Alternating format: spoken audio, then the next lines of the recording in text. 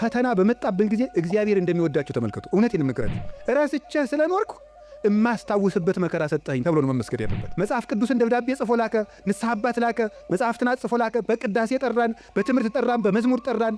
ወንድሞቻችን ሲመጡ በመከራ ጠራን፣ አልተመለስንም። መጨረሻ ላይ ደግሞ የመከራ መልእክት ይልካል። እባካችሁ ኑ ነው ለምን የሚያድን አምላክ እንደ እግዚአብሔር ያለ አለን? ባለትዳሮች ሲጣሉ እኮ ነው ባጋባናቸው በ20 ዓመታቸው እኮ ነው ቤተክርስቲያን የሚመጡ ሲጣሉ ነው።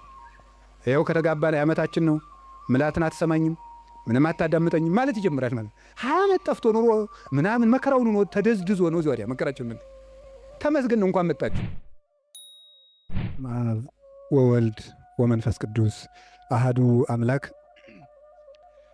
ቅድመ ዓለም የነበረ ይህንን ዓለም በካህሊነቱ የፈጠረ ዓለምን በቸርነቱ የሚመግብ ሥጋችንን ለብሶ ያዳነን ፈጣሪያችን መድኃኒታችን ኢየሱስ ክርስቶስ ስላደረገልን ስለ ቸርነት ሥራ ሁሉ ከባሕሪ አባቱ ከአብ ከባሕሪ ሕይወቱ ከመንፈስ ቅዱስ ጋር አንድ ለምትሆን መንግሥቱ ክብር ምስጋና ይድረሰው። የእናታችን የቅድስት ድንግል ማርያም የቅዱሳን መላእክት የቅዱሳን ሐዋርያት የቅዱሳን ነቢያት የቅዱሳን ሰማዕታት ጻድቃን ረድኤታቸው በረከታቸው ከእኛ ጋር ይሁን። እግዚአብሔር ፈቃድ ዛሬ የምንማማርበት የትምህርታችን ርዕስ እግዚአብሔር ሰይጣንን እንዲፈትነን ለምን ይፈቅድለታል በሚል ርዕስ ነው የምንማማረው። እንግዲህ መቼም ትምህርት ስንማር አንዳንድ ጥያቄ መመለስ ነው ዓላማው። ሰይጣን የሚፈጥርብንን ዓላማ መመለስ ነው። እርግጠኛ ነኝ የሁላችሁም ጥያቄ ነው አይደለም? እስቲ ነው የሚል ነው። እሺ እግዚአብሔር ይስጥልን። የሁላችሁም ጥያቄ ነው? ካልሆነ እንለፈው ርዕስን። የሁላችሁም ጥያቄ ነው? እሺ በብዙ ሰው የማያምኑ ሰዎችም ይህንን ይጠይቃሉ። እግዚአብሔር መልካም ከሆነ ለምንድን ነው እንደዚህ ያለ ችግር ሲደርስብን ዝም የሚለን? ለምን ዝም ይላል እግዚአብሔር የሚል ነገር አለ። መጽሐፍ ቅዱስንም ስናነብ የሚጋጭ የሚመስል ነገር ብዙ ነገር ታገኛላችሁ። የመጀመሪያው እግዚአብሔር ባህሪው መልካም ነው። ባህሪው መልካም ነው። በሱ ዘንድ ክፉ የለም። አልወ ጽልመት ውስተ መክፈልታቲሁ። በእግዚአብሔር በባህሪው ኃጢአት የለበትም፣ ነውር ነቀፋ የለበትም። እስመ ንጹሕ አጠባያቲሁ ለእግዚአብሔር። የእግዚአብሔር ባህሪ ሁሉ ፍጹም ንጹሕ ነው። እግዚአብሔር ባህሪው ንጹሕ ነው። ፈቃዱ ደግሞ መልካም ነው። ኄር እግዚአብሔር ለእለ ይትዔገሥዎ ወያድኅኖሙ በጊዜ ምንዳቤሆሙ። እግዚአብሔር ለሚታገሱት ሁሉ እግዚአብሔር መልካም ነው፣ በመከራ ቀንም መሸሸጊያ ነው ይላል ትንቢተ ናሆም ምዕራፍ 1 ቁጥር 7 ላይ። እግዚአብሔር መልካም ነው፣ በመከራ ቀንም መሸሸጊያ ነው። እግዚአብሔር መልካም ነው፣ በመከራ ቀንም መሸሸጊያ ነው። ወምስካኢነ ውእቱ አምላኩ ለያዕቆብ። የያዕቆብ አምላክ መጠጊያችን ነው። ወበይንተዝ ኢንፈርህ ለማድለቅለቀት ምድር ወለመኒ ፈለሱ አድባር ውስተ ልበ ባሕር። ስለዚህ ተራሮች ተነስተው ወደ ባህር ልብ እንኳን ተነስተው ቢገቡ ወይም ቢነቀሉ አንደነግጥም፣ የያዕቆብ አምላክ መጠጊያችን ነውና። ይሄ እግዚአብሔር መልካም እንደሆነ ነው የሚያሳየው። እግዚአብሔር ያበርህ ሊተ ምንትኑ ያፈራህኒ። እግዚአብሔር ብርሃኔና መድኃኒቴ ነው፣ የሚያስፈራኝ ምንም የለም። እግዚአብሔር ምእመና ለሕይወቴ። እግዚአብሔር የሕይወቴ መታመኛዋ ነው።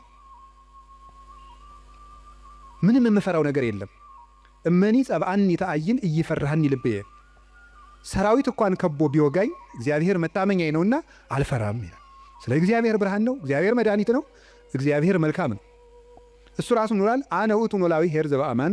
እኔ እውነተኛ እረኛ መልካም እረኛ እኔ ነኝ ይላል። በጎ እረኛ እኔ ነኝ።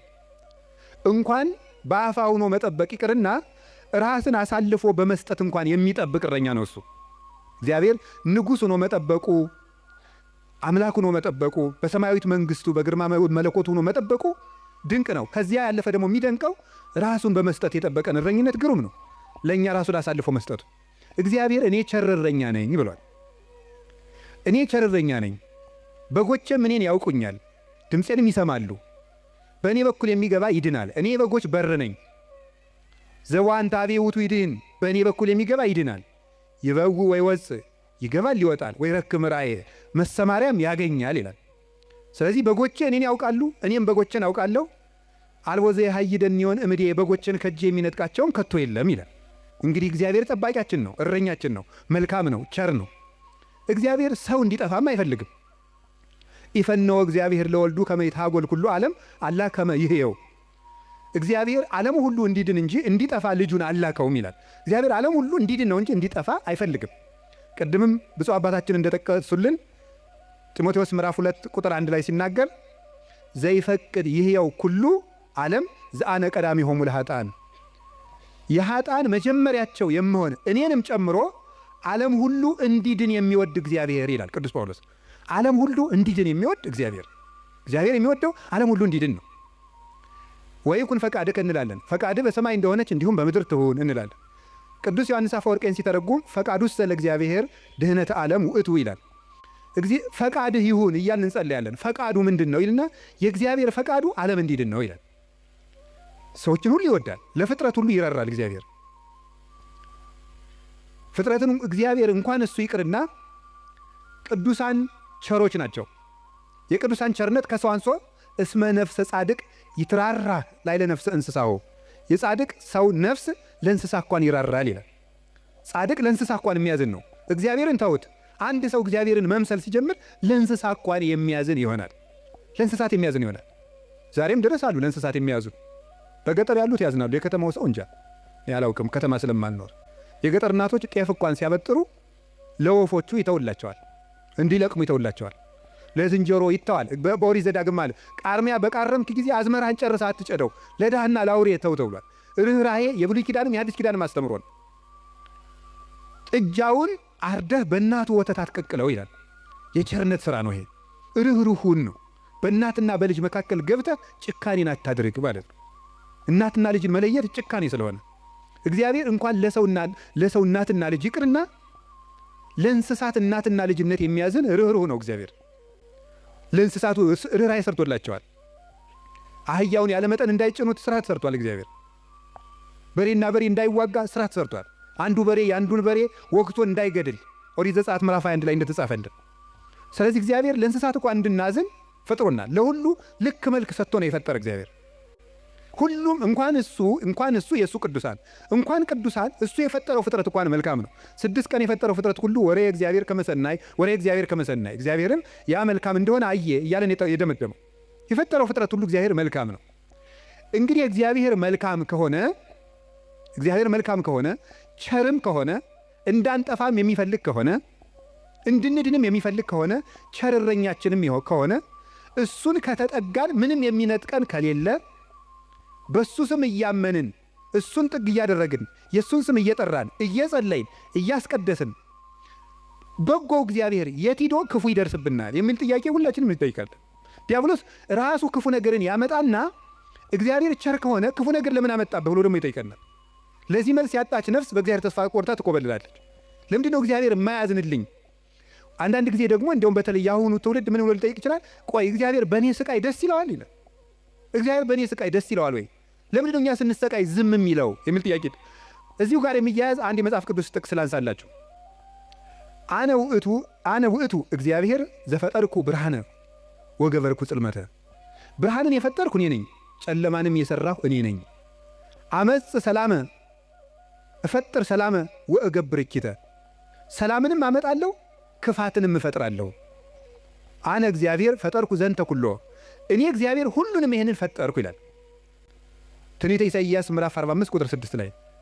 እኔ እግዚአብሔር ሰላምን አመጣለሁ ክፋትን እፈጥራለሁ፣ ብርሃንንም ፈጥሬአለሁ ጨለማንም ፈጥሬአለሁ ይላል። እዚያ ላይ እግዚአብሔር መልካም ነው አለ። አሁን ደግሞ እዚህ ላይ እኔ እግዚአብሔር ክፋትን እፈጥራለሁ ይላል። እግዚአብሔር ክፋትን ይፈጥራል? ምን ትላላችሁ? እንዴ እፈጥራለሁ ያለ እኮ ራሱ ነው። እግዚአብሔር ራሱ ነው እኔ ክፋትን እፈጥራለሁ። እኔ እኮ መጽሐፍ ቅዱስ ላይ ነው የጠቀስኩት። እግዚአብሔር እንደዚህ ብሏል፣ እግዚአብሔር ክፋትን እፈጥራለሁ ብሏል ይላል። ምን ትላላችሁ? እኔ ክፋትን የምፈጥር አምላክ ነኝ ይላል። እኔ ሰላምንም አመጣለሁ ጦርነትን የማመጣው እኔ ነኝ ይላል። ከዚያ መልሶስ ደግሞ ምን ይላል ደግሞ? መልእክተ ያዕቆብ ምዕራፍ 1 ቁጥር 3 ላይ ኢያሜክር እግዚአብሔር በእኩይ ይላል። እግዚአብሔር በክፉ ማንንም አይፈትንም ይላል። እንዴት ያለ ነገር! እግዚአብሔር በክፉ ማንንም አይፈትንም። ኢሳይያስ ላይ ደግሞ እኔ እግዚአብሔር ክፋትን እፈጥራለሁ። አልተጋጨም? ተጋጭቷል? እሺ አልተጋጨም። አንስታሴዎስ የሚባል ሊቅ ምን ብሎ ይናገራል? መጽሐፍ ቅዱስ ተጣልቶ አያውቅም። መጽሐፍ ቅዱስ የተጣላ መስሎ የሚታየን እኛ ከመጽሐፍ ቅዱስ ጋር ስለተጣላን ነው ይላል። አንተ ከመጽሐፍ ጋር ስትታረቅ መጽሐፍ ተጣልተው አያውቁም ብሎ ይናገር። ስለዚህ እግዚአብሔር መልካም ነው። እስቲ እግዚአብሔር መልካም ነው በሉ። እግዚአብሔር ቸር ነው በሉ። ሰው ሁሉ እንዲድን ይፈልጋል፣ ይረዳናልም። ልብ በሉ። እንዲያውም ምንድን ነው የሚለው? ወይ ፈቅድ ምክንያት ለድኂን እግዚአብሔር ሰውን ለማዳን ምክንያት ይፈልጋል። ሰውን ምክንያት ፈልጎ ነው የሚያድን እንጂ ቆይ እስቲ በገሌ በምን ልፍረድበት አይደለም የሚለው። የሚያድን ነገር ከዚህ ሰውዬ ምን ላግኝ፣ እንዲሁ ምን አይቼ ልማረው ነው የሚለው እንጂ እግዚአብሔር እንዲሁ በገሌ በምን ልፍረድ ይችንም ልመዝግብ አይደለም የሚለው። ኃጢአትን ብትቆጣጠር ኑሮ በፊት ማን ይቆማል ያለ ዳዊት ይሄን ነው። ኃጢአትን ብትቆጥር በአንተ ፊት የሚቆም ማንም አይቆምም። ቸርነትን የሚቆጥር እግዚአብሔር ሰውን ለማዳን ተግቶ የሚሻ አምላክ መሆኑን የምታዩት ሰውን ለማዳን ወርቅ እፈልጋለሁ ቢል ኖሮ ወርቅ ስንት ሰው ይኖረዋል? እግዚአብሔር ግን ሰውን ለማዳን እስከ ውሃ ዝቅ ያለ አምላክ ነው። ቀዝቃዛ ውሃ የሰጠ ይድናል አለ። ምን ማለት መሰላችሁ? እስከ ትንሹ ነገራችሁ ድረስ እናንተን ለማዳን እወርዳለሁ። ውሃ ማንም ሰው ሊያገኘው የሚችለው ነው። ሌላ መንፈሳዊ ትርጉም አለው። ውሃ የሰጠ የተባለ ይላል ቅዱስ ቄርሎስ። ሰው ምንም ነገር ቢሰጥ በእግዚአብሔር ዘንድ ውሃ ነው። አካልህን እንኳን ለእግዚአብሔር ቆራርጠ ለሰማዕትነት አሳልፈ ብትሰጥ ለእግዚአብሔር ግን ውሃ እንደ መስጠት ነው። ምክንያቱም ያ አካል የራሱ ነው። እግዚአብሔር ደግሞ ለአንተ ያደረገልህ ነገር ያንተ አካል ቢቆራረጥ እንኳን የማይመጥን ነው። ስለዚህ ለእግዚአብሔር ምንም ነገር ብንሰጥ ውሃ ነው። አካል እንኳን መስጠት ቢሆን ውሃ ነው። እንደዚያ ከሆነ እግዚአብሔር እንደዚህ ያለ መልካም አምላክ እንዲህ ያለ መልካም አባት ከሆነ ለእኛ የሞት አምላክ አኮ በመላክ አኮ በተንባል መልአክ ልኮ አማላጅ ልኮ ሳይታረቀን ራሱ መጥቶ ከታረቀን እስከዚህ ድረስ ሰው የሚወድ አምላክ ከሆነ ለምንድን ነው እግዚአብሔር ክፉ የሚያመጣብን የሚል ጥያቄ ይኖራል። እግዚአብሔርስ በክፉ ይፈትናል ወይ? መልሱ አይፈትንም ነው። እስኪ አይፈትንም በሉ። እግዚአብሔር በክፉ ይፈትናል አይፈትንም? እግዚአብሔር ክፉ ይፈጥራል አይፈጥርም? እስኪ ንገር፣ ይፈጥራል አይፈጥርም? አይፈጥርም። እግዚአብሔር እንዴ እፈጥራለሁ ብሎ አላልክም ቅድም ልትሉ ትችላላችሁ። እግዚአብሔር ክፉ አይፈጥርም። ታዲያ ምን ማለት ነው? ክፉ ሲመጣ ዝም ይላል ነው። እስኪ በሉ ንገሩ እንጂ ክፉ ሲመጣ እስኪ ለምሳሌ እንዲህ የሚል ነገር አለ። ሮሜ ምዕራፍ 13 ቁጥር 1 ላይ እስመ ይሰየም መኮንን ዘእንበለ ዘእምኀበ እግዚአብሔር ይላል። ያለ እግዚአብሔር ፈቃድ ባለስልጣን አይሾምም ይላል። አይ በደንብ ስሙ። ያለ እግዚአብሔር ፈቃድ ምን አይሾምም? እና እንግዲህ ሁሉም ባለስልጣን እግዚአብሔር እየፈለገ ነው የሾመው ነው? አዎ አይደለም? ሁሉም ባለስልጣን ማለት ነው። እንደው የዛሬዎችን መገምገም ከፈራችሁ የድሮዎችን ገምግሙ፣ ችግር የለም። እውነቴን እኮ ነው ማለት ነው። ቢያንስ የድሮዎቹ መጥተው ምንም አያረጉንም ማለት ነው። ስለዚህ የድሮዎቹን መገምገም ትችላላችሁ። እና እንደ ሁሉንም እግዚአብሔር የወደደ የተሾሙ ናቸው። ምን ይመስላችኋል? ይሄ እግዚአብሔር ክፉ ነገር ሲመጣ ይፈቅዳል ነው። እስቲ ይፈቅዳል በሉ። ይፈቅዳል የሚለው ነገር ፈቃድ እግዚአብሔር የሚባለው ሁለት ትርጉም አለው። ፈቃድ እግዚአብሔር የሚባለው አንደኛው ውዴታ ነው። ሁለተኛው ደግሞ ይሁን ማለት ነው። የእንግሊዘኛ ቃላትን ለመጠቀም ይቅርታ አድርጉልኝ፣ ልጠቀም ነው ገና ስለ ቅርብ ለማድረግ ለእናንተ እንዲመቸኝ ነው።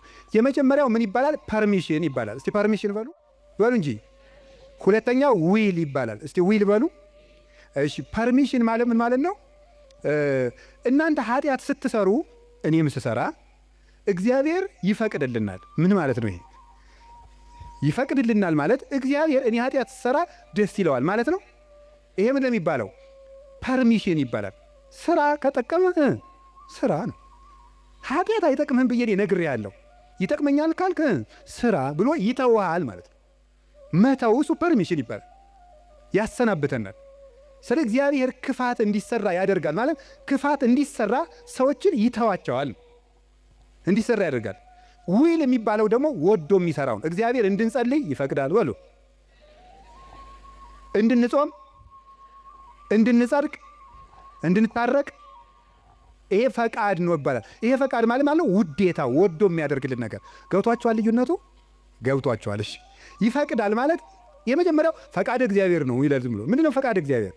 ያለ ፈቃድ እግዚአብሔር ባለስልጣናት አይሾሙም ማለት ከየት ነው የምታስገቡት? ክፉ ሰዎች ሲሾሙ ምን ይላቸዋል ነው?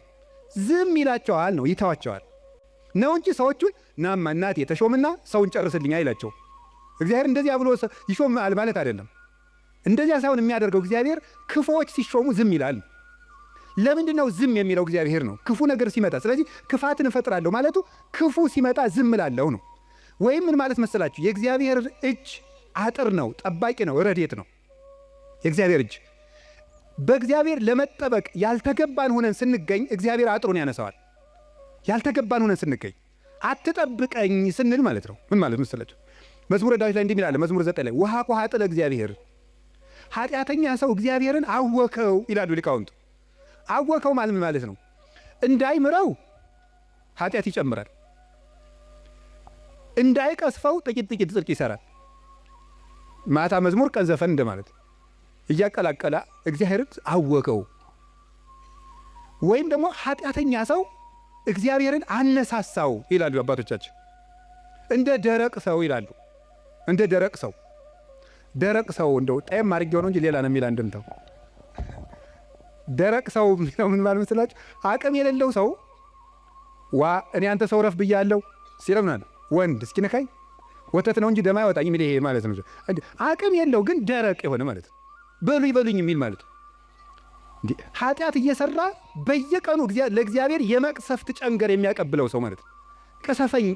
ቅሰፈኝ እያለ እግዚአብሔርን መቅሰፍት የሚለምን ሰው አለ ነው። እግዚአብሔር የመዳን ዕድል የመስተካከል ዕድል በሰጠው ቁጥር እየተበላሸ ለእግዚአብሔር የቁጣ በትር የሚያቀብለው ሰው፣ ለዚህ ሰው እግዚአብሔር የጥበቃ ረድኤቱን ያነሳበታል። ልቡ እንዲስተካከል የሚያራራውን የሚገስጸውን ረድኤቱን ሲያነሳው ልቡ ይደነድናል፣ ጨካኝ ይሆናል፣ ያሰናብተዋል።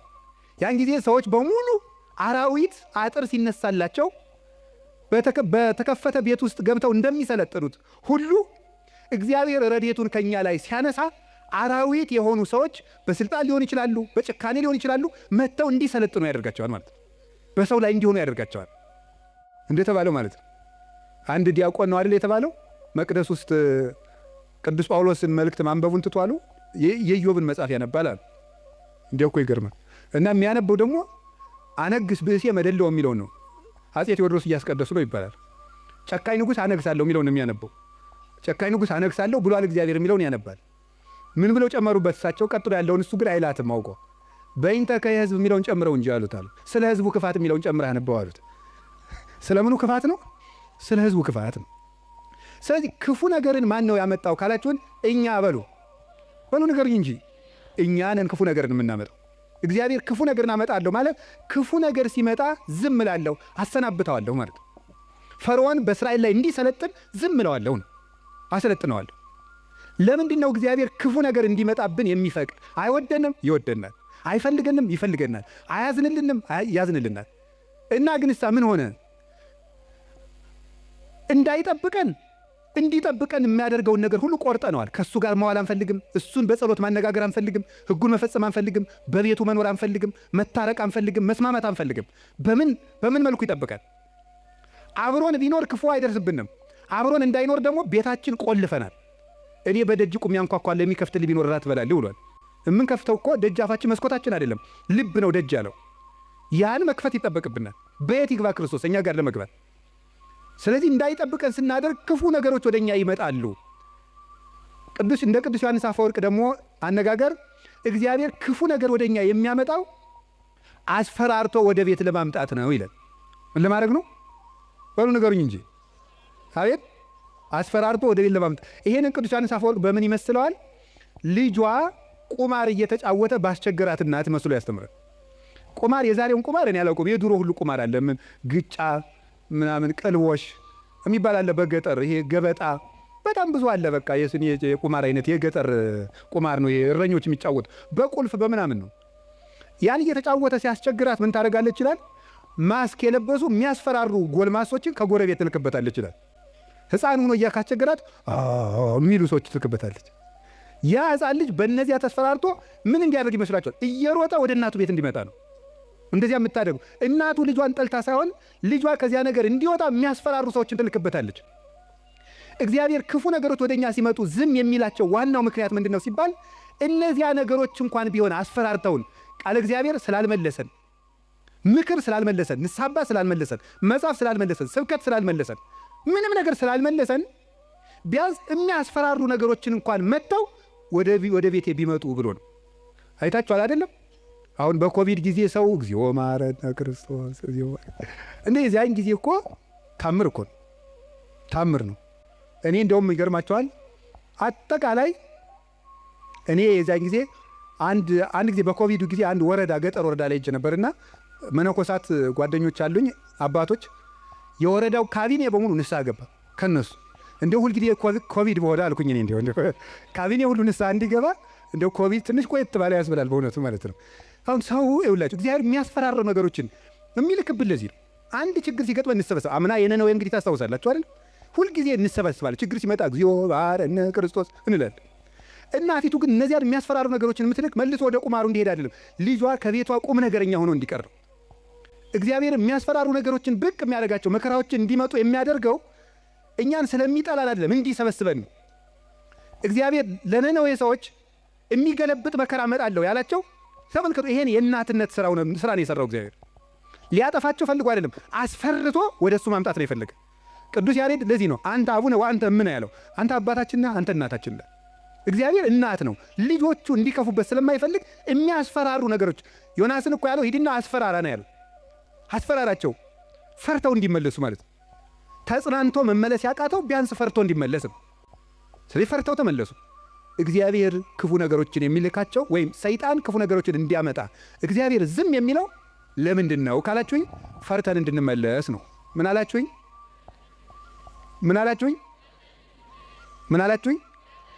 አንዳንድ ጊዜ ሕፃኑን ስናስቸግር ትዝ ይላችኋል። ለከተማ ሰው እዚህ ምሳሌ ቅርብ አይደለም። አንተ ነዚያ ምድጃ እየቆሰቆስክ ያደግከው፣ እኛ ስቶቭ ነን እንዳትሉ። እኛው ምድጃ ሲነድ ድሮ እሳት እማማ እያልን እናስቸግራለን። እሳት እኮ ነው የምንለምነው። ከዚያ መጨረሻ ላይ እምቢ ካል ኡፍ እያሉ ያስፈራሩናል። እምቢ ካልና አይ እንግዲህ ቀመሰው ብለው ተርኮስ ያደርጉናል። ድግም ቀን እሳት የሚባል አንቀምሳትም ከዚያ በኋላ ማለት ነው።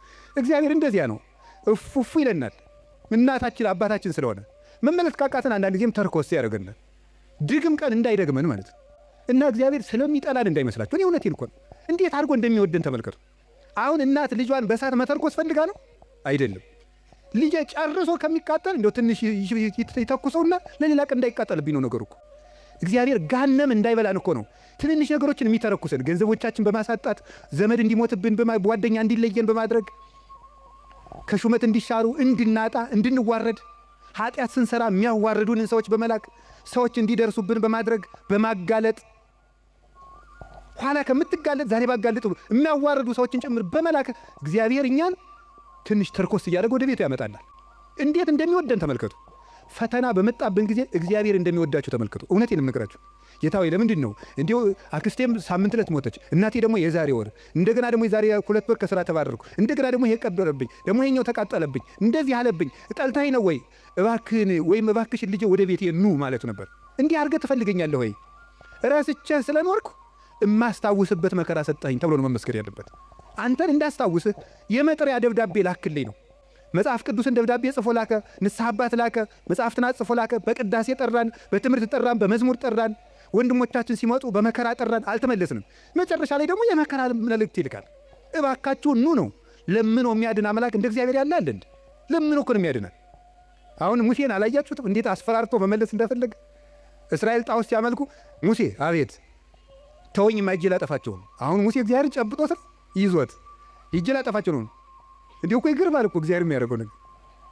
ኧረ ተው አታጥፋ። እንዲህ ማብላት ሲያቅተው ጊዜ በረሃ አምጥቶ ጨረሳቸው ነው የሚለው አለ ሙሴ።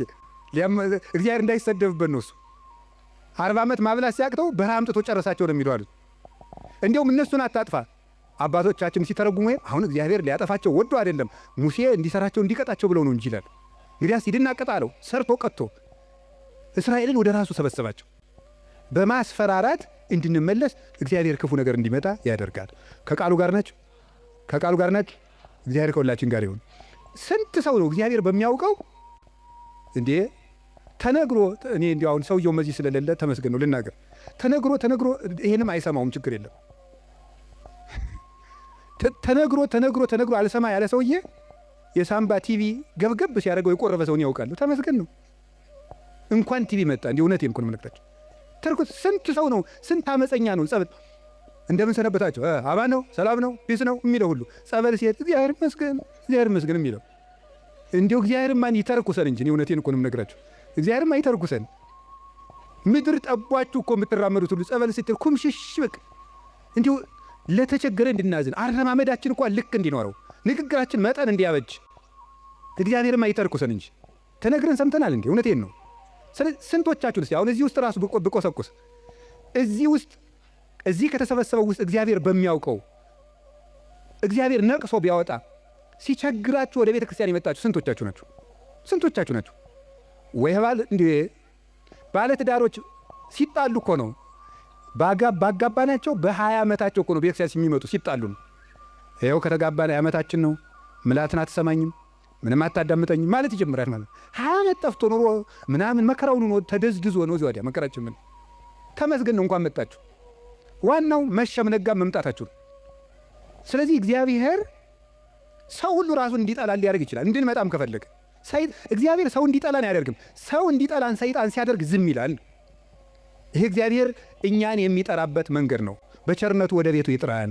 የነነዌ ሰዎች የሚያስተምሩን ይሄንን ነው። እኛም ነገ ከነገ ወዲያ አሁን ሁላችሁም ችግር ካለባችሁ እግዚአብሔር ጠልቶኝ ነው አትበሉ። እግዚአብሔር ወደ ቤቱ ሊጠራ ይፈልጎ ነው ማለት ያለብን።